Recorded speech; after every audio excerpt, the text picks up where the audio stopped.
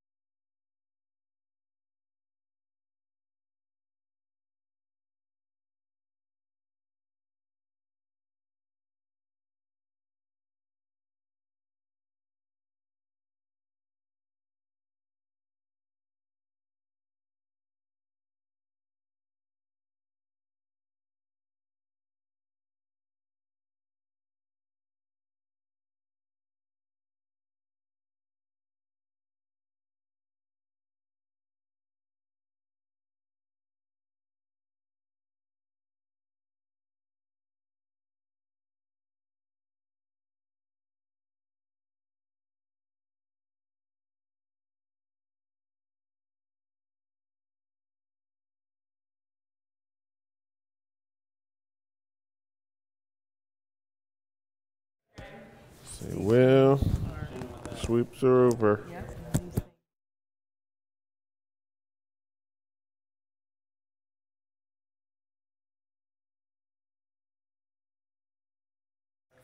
Well, that's true too. 1 2 1 2 1 2.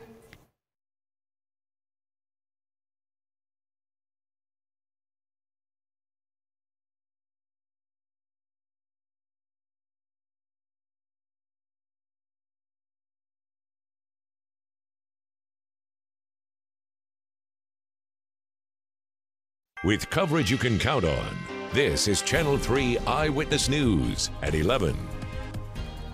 Good evening. Thank you for joining us. I'm Greg Glover. And I'm Cindy Sexton. Tomorrow marks 1 year since the Woodmoor bus crash that claimed the lives of 6 children. This week, resources are in place to comfort the students and staff members of Woodmoor Elementary. 8 counselors are at the school for students and staff members who are still grieving. Chief of the Opportunity Zone for Hamilton County Schools, Jill Vine, says the memories from a year ago are still raw for many. We really experienced the unthinkable a year ago at this time. We lost 6 of our babies, and it's been devastating. The school is expected to unveil 6 trees, and each will have a marker with the child's name. A resurfaced play space will also preserve their memory. A candlelight memorial service is being held at the crash site tomorrow night starting at 6 o'clock. We're checking in on how the Hamilton County school system receives and responds to complaints a year after the Woodmoor bus crash. Since last November, several changes have been made aimed at heightening safety and keeping bus drivers accountable. Channel 3's Cameron Taylor investigates whether or not it's working. A look at recent complaints filed with the Hamilton County Department of Education shows some of the same issues: speeding, driver behavior, and dangerous bus stop locations. You're going to have complaints, but how we address the complaints, professional and timely, is the most important thing. That focus is what David Eves says he brings to the table as the district's newest transportation director. Earlier this year, a Channel 3 investigation uncovered 800 pages of complaints filed by 200 parents, students, school employees, and residents along routes.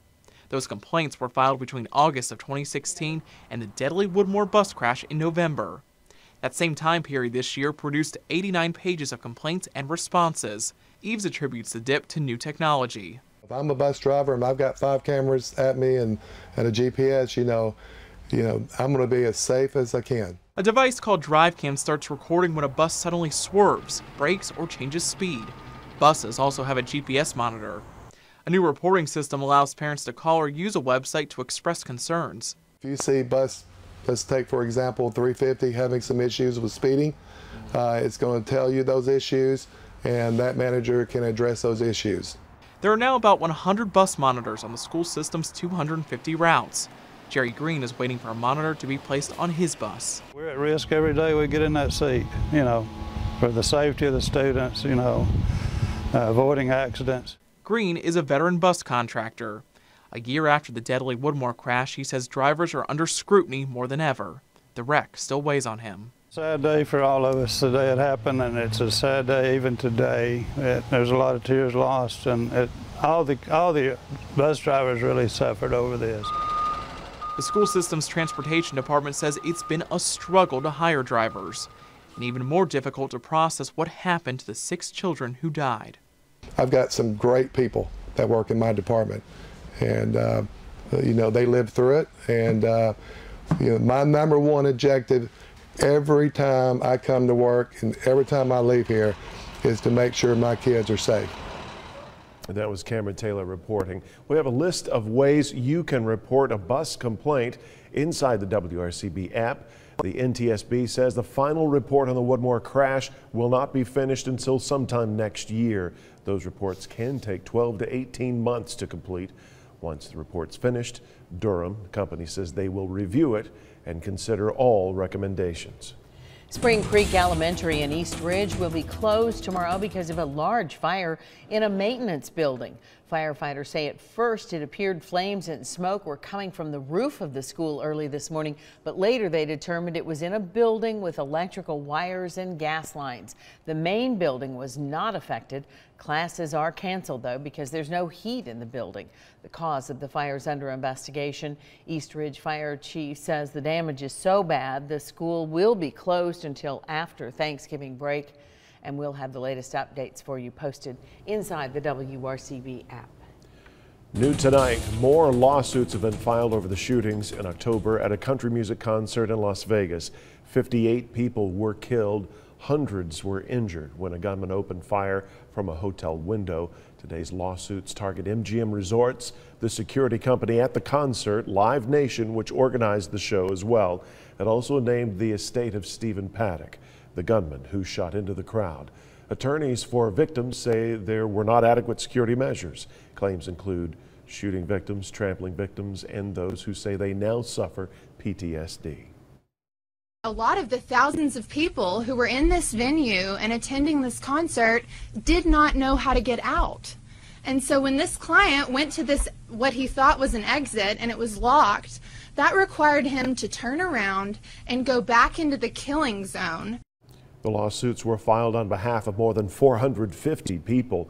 One lawyer said $1 billion would be a fair settlement. Also new tonight, claims of sexual harassment surround another celebrity. This time it's CBS newscaster Charlie Rose. 8 women have come forward to say Rose inappropriately touched them. The Washington Post reports the women were employees or wanted to work for Rose, and they ranged in age from 21 to 37 at the time. CBS News released a statement saying they have suspended Rose while they investigate. As Thanksgiving nears, you'll see more troopers along the interstate in Tennessee starting Wednesday and ending Sunday. This will be the 5th year for the I-40 Challenge Drive to Zero Fatalities traffic safety initiative by all the states connected by Interstate 40 from California all the way to North Carolina. So if you make it to 40, you'll see more Tennessee troopers. And the Tennessee Department of Transportation is hitting the brakes on all construction. They say they'll stop all lane closure activity on interstates and state highways beginning at noon on Wednesday in anticipation of higher traffic volumes all across the state. All construction-related lane closures will continue through next Monday, 6 a.m. Remember, you can keep an eye on the roads using the traffic tracker at WRCBTV.com. Time now for your first look at the forecast. And of course, everybody wants to know what to expect Thursday, but also that travel day. Yeah, absolutely. Paul Barris is looking ahead for your Thanksgiving forecast. It's getting here, Paul. It's getting close, but it looks good. It looks good now. For the bus stop forecast for everybody tomorrow, in the early morning, we're going to see just partly cloudy to mostly cloudy skies. Should be about 39 at 7 o'clock in the morning and about 60 with some clouds again about 3 o'clock. So not a big problem. A lot of high clouds spreading our way right now. It's sort of a fair skies, very thin high overcast. The thicker clouds are down to the south, and some of those will move our way too. Some moisture on the other side of the Mississippi River could head our way again for tomorrow. So Vipercast is painting a few clouds tomorrow, so we'll call it mostly cloudy. And the chance for any rain is slim to none. That's probably 10% at best, and that's pushing it. Then into Wednesday, it looks like a dry day. This is around in the afternoon and evening. Then into Thursday morning, could see a few clouds east of the city. But all in all, it's looking pretty good right into Thanksgiving Day. I don't think we're going to have any problems traveling or anything like that. Just enjoy this mid part of autumn. And I'll have the 7-day in just a little bit. All right, Paul, thank you. Tonight was the first night of the live shows on NBC's singing competition, The Voice. 12 artists are still in contention for the show's crown, including former Lee University student Brooke Simpson. Earlier this evening, students at her alma mater cheered her on.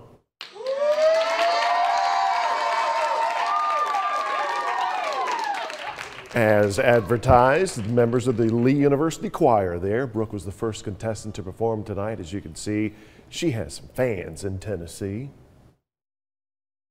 It's like family. We don't know her personally, but again, she's been a part of something that's been a legacy for many years, and she's just a part of something that makes a difference in so many people's lives and made a difference in my life. Later in the show, we'll talk to Brooke Simpson. She tells us about her journey so far on the show and what motivated her to keep chasing her dreams. Also coming up on Eyewitness News at 11, terrifying moments for officers who were checking on a disabled vehicle. What did they see? We'll show you what caused them to get their weapons out. Plus an unusual sight on I-24. Oh yeah, if you haven't seen this, it's no joke. What first responders had to say when they first pulled up to that truck on fire and saw elephants.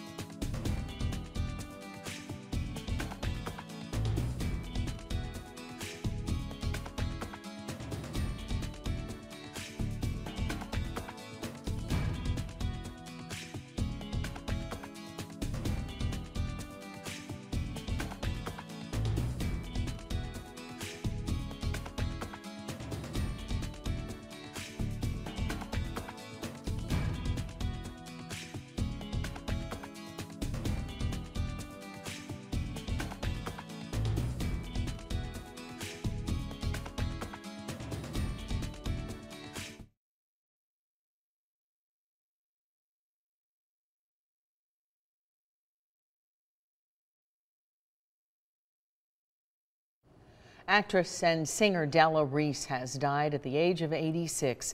Reese was best known for her role in the Touched by an Angel television series.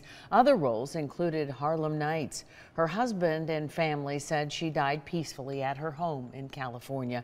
No cause of death was given, but Reese was diagnosed with diabetes 17 years ago and had suffered a stroke as well.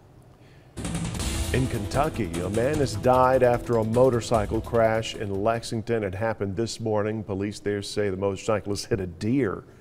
He suffered a severe head injury there and died. And there were some scary moments on a Texas highway. A drunk driver plowed into a patrol car and barely missed 5 people, including 3 police officers. The officers were helping some stranded motorists. The back of one police car took the brunt of the accident, but the officers and 2 others had almost no time to get out of the way. At one point, an officer is seen pulling his gun as the vehicle approaches.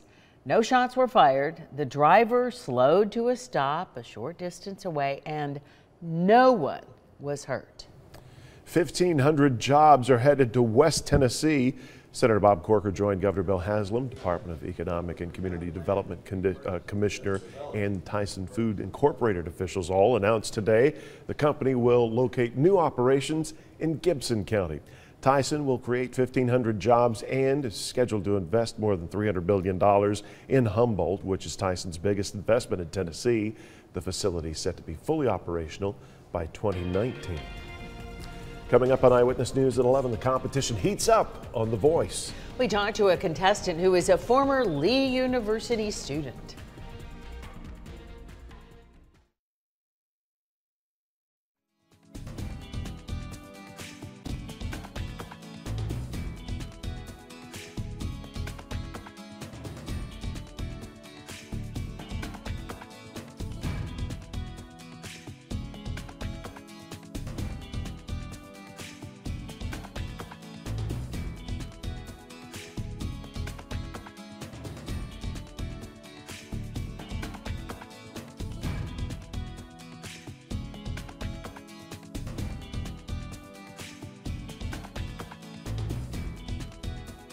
You know, they said from the very first blind audition, we believe we've just seen the winner.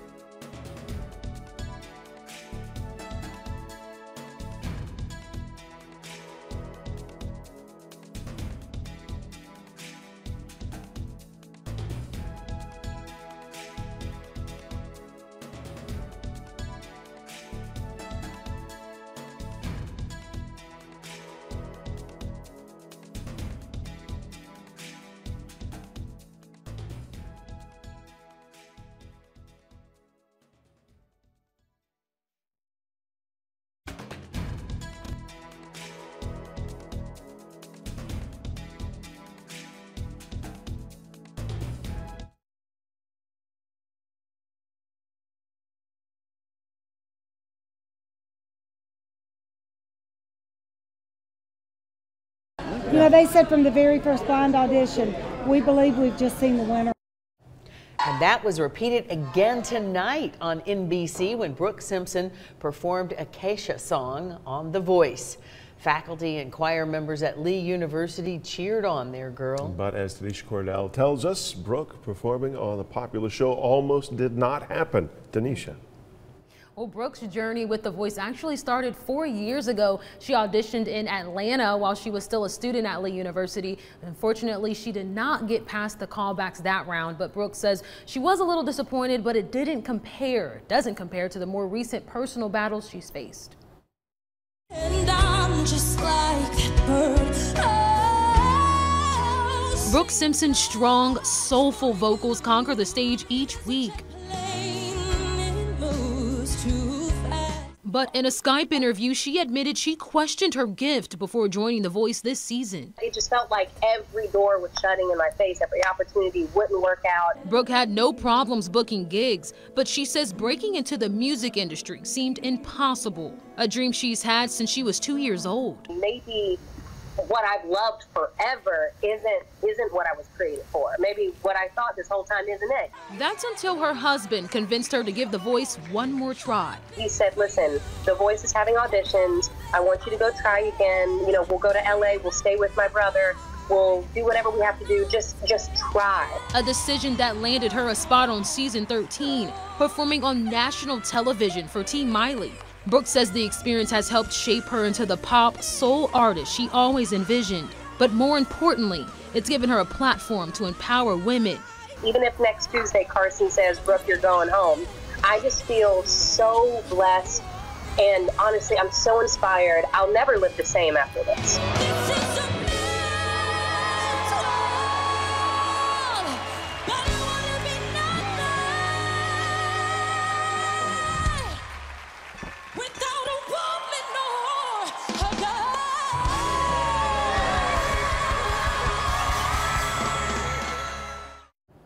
Amazing, Brooke. You have my vote, honey. Well, you still have time to vote for Brooke. Voting closes online tomorrow at noon. We have that link on our website. For now, live in the studio, Tanisha Cordell, Channel 3 Eyewitness News. Tanisha, thank you. Best of luck to Brooke. Chattanooga firefighters responded to a semi-fire early this morning.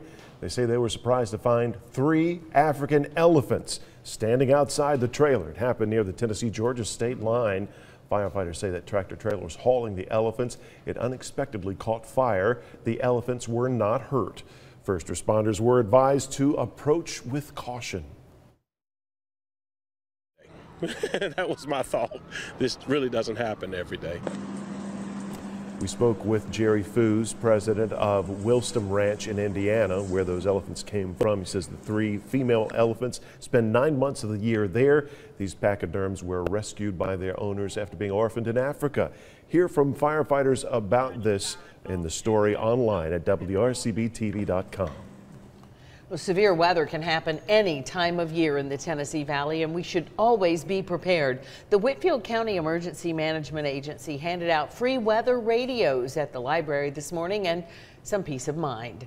A grant paid for the radios. They can alert you when severe weather of any kind is getting close to your neighborhood.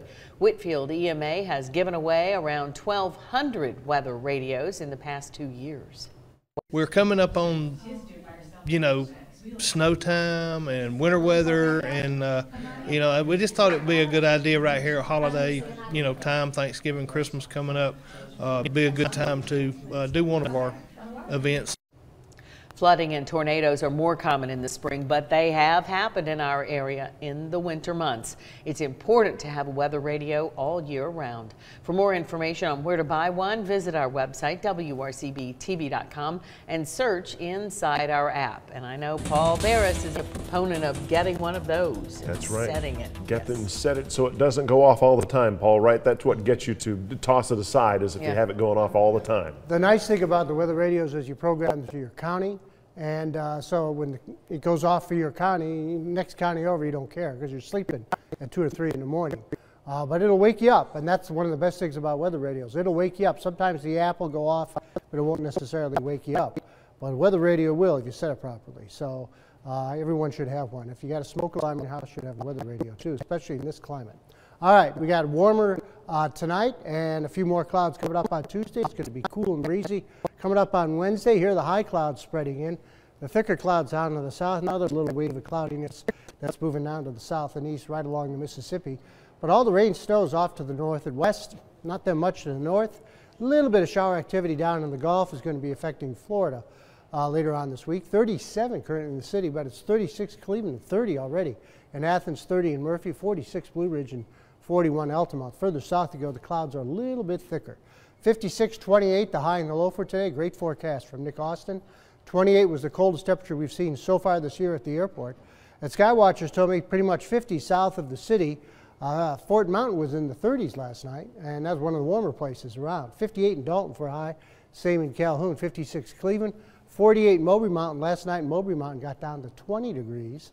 That's pretty cold. That's by far and away the coldest anybody reported. 53 Dayton, 55 Spring City, 53 Cagle Mountain, all the way to 57 in Etowah and 56 Murphy and Turtletown. Latest Vipercast showing some clouds popping up for tomorrow. So we'll call it mostly cloudy to partly cloudy skies. Then that cold front will slide in by Wednesday morning and we'll dry off. We'll see a lot of sunshine coming back on Wednesday, so traveling's going to be fine. Down through North Florida, you're going to run into some rain if you're going down there. And then coming up into Thursday, that's Thanksgiving Day, just a few scattered clouds here and there, not a real big problem at all. So things are looking pretty good for tonight, just some high clouds, about 36, 35 for the low. Tomorrow 60 with a few more clouds and southerly winds. Tomorrow night, again, some clouds and 42. 7-day forecast, again, 58 Wednesday, Thanksgiving Day, about 58 again. Friday, that's Black Friday. You're going shopping in the morning, at least in the city, around 38 degrees. And about 60 for the high. Can't beat that. 43 and 60 Saturday. And a little bit cooler coming up on Sunday and Monday as another cold front slips in. But not bad for Thanksgiving. Oh, it's really nice. Paul, thank you. Next in sports, big wins for both the UTC men and women on the hardwood. Plus, your Iron Bowl preview underway. A lot on the line for Bama this Saturday on the Plains. Paul Shaheen will have sports next.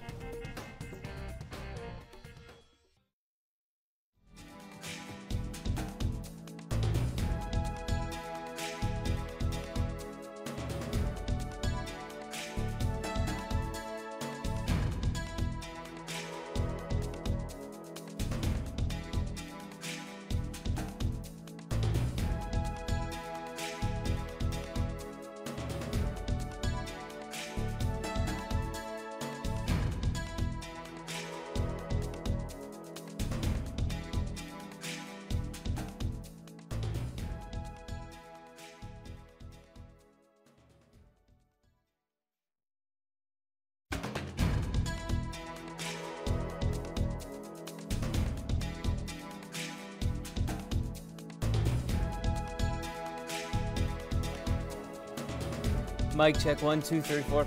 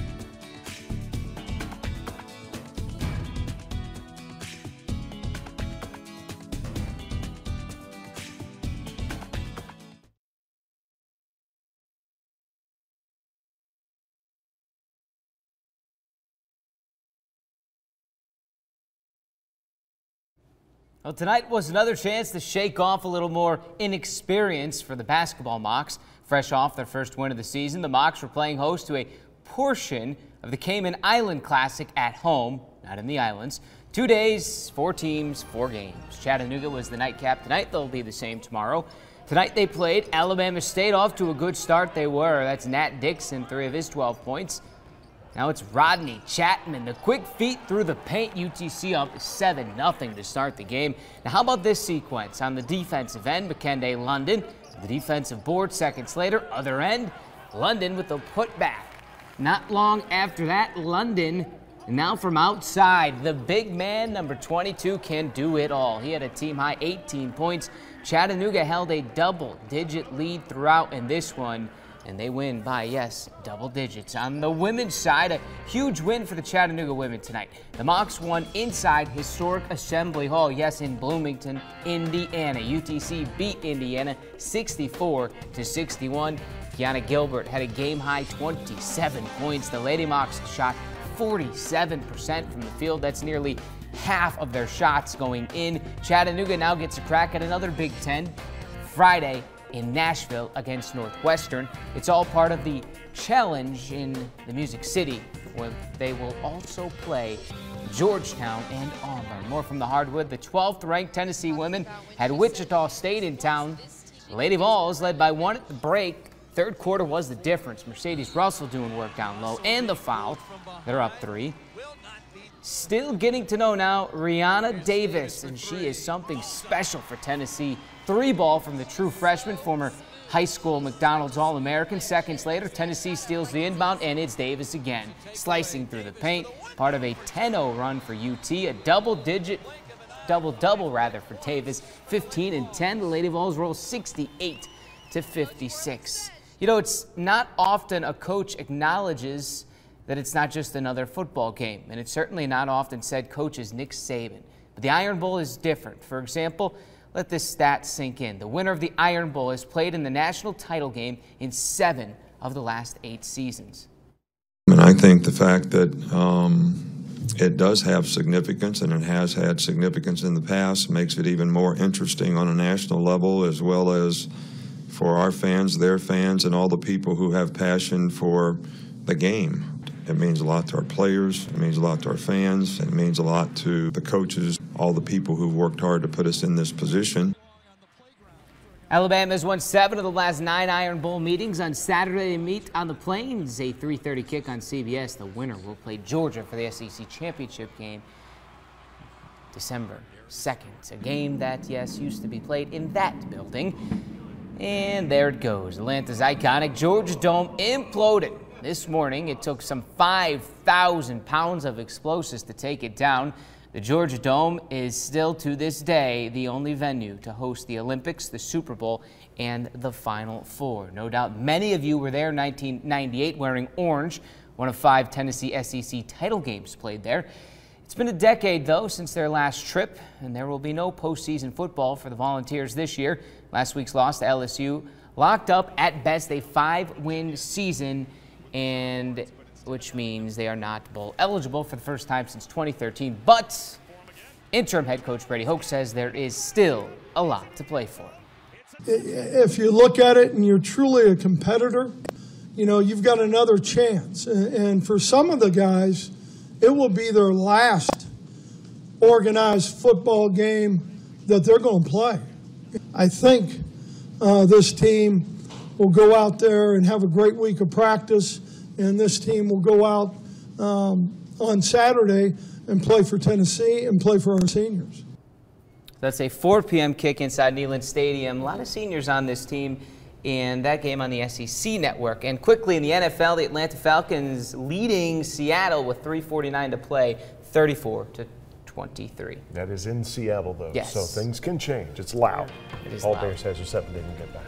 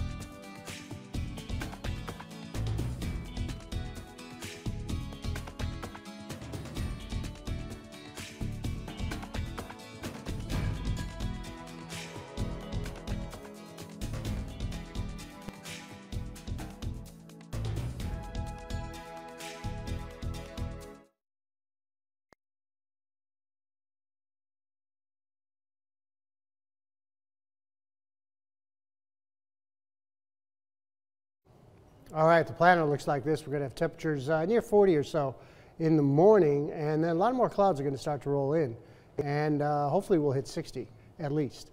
And 60 again tomorrow, and 58 coming up on Wednesday. Good traveling. Thursday, Thanksgiving, 58. Not bad for the weekend. Thank you very much. As Paul Shaheen showed us a few moments ago, the Georgia Dome is no more. The stadium was imploded early this morning in downtown Atlanta. Many gathered to see the dome for the last time. But the moment was ruined for one Weather Channel cameraman. He thought he had the perfect view until a bus moved in the way. Take a look.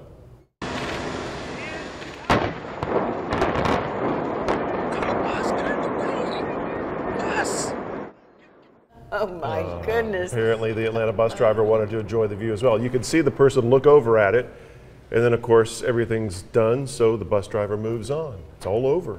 A new hotel parking deck and green space is going to be constructed there, the footprint of the old Georgia Dome. That cameraman will have a day that he'll never forget, even though he doesn't have great video of it. I don't blame the bus. I blame the guy. Listen to the beeps though, folks, and wonder what he's saying.